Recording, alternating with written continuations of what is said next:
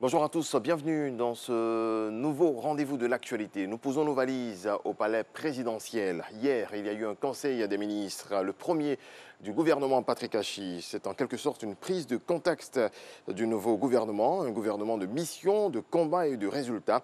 Selon les dires du Premier ministre au président de la République, Alassane Ouattara a dit attendre beaucoup de la nouvelle équipe et espère qu'elle sera à la hauteur de la tâche. Le chef de l'État s'est également prononcé sur l'acquittement de l'ex-président Laurent Gbagbo et Charles Blé Goudé.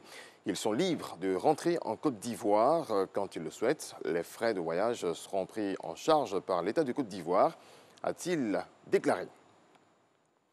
Premier jour de classe pour 13 ministres qui siègent au Conseil. Comment s'est effectuée leur rentrée? Que faudrait-il attendre d'eux?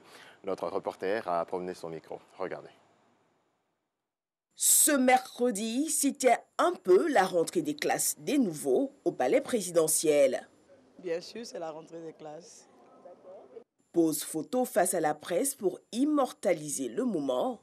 Et au micro, des mots de reconnaissance et d'engagement pour plusieurs.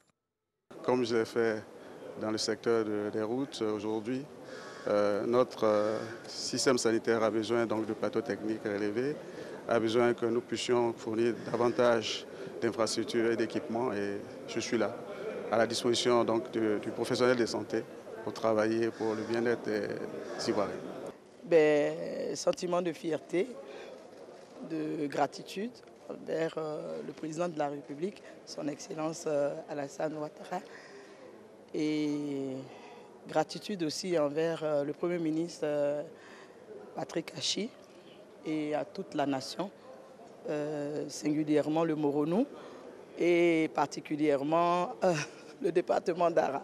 Je pense que l'environnement, c'est un secteur qui est très important dans un pays. Et il faut de la persévérance donc, pour assurer véritablement la mission qui m'a été confiée par le chef de l'État.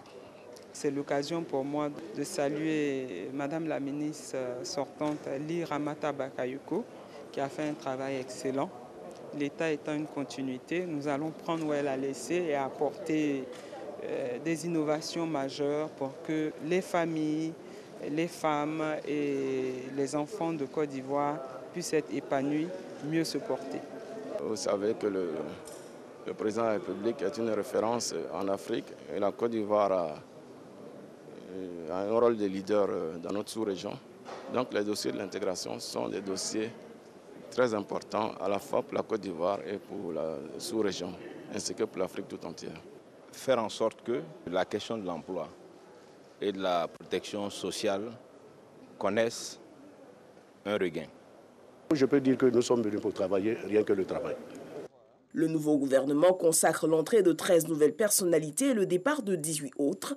Il s'enrichit de la présence de 8 femmes et de 3 ministres d'État. Restons justement sur les 8 femmes de ce gouvernement Patrick Achi. Parmi ces femmes, 3 sont nouvelles. Alexis Ouedraogo nous présente ces membres du gouvernement qui se conjuguent au féminin. Il y a un peu plus de talons hauts à la table du Conseil des ministres. Elles sont désormais 8 femmes au sein du gouvernement qui devront relever les défis à elles confiés.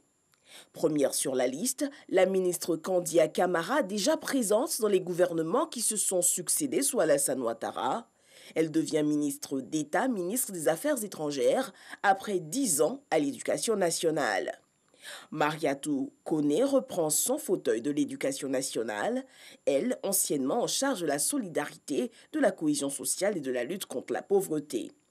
La ministre Anne-Désirée Ouloto quitte la salubrité urbaine pour désormais occuper les fonctions de ministre de la fonction publique et de la modernisation de l'administration.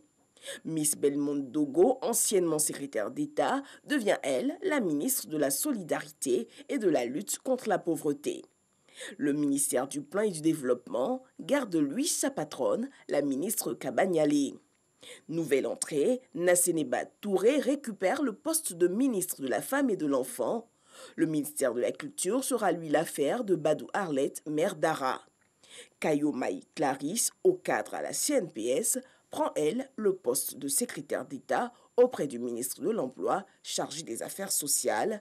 Et ces 8 femmes sont bien déterminées à relever tous les défis.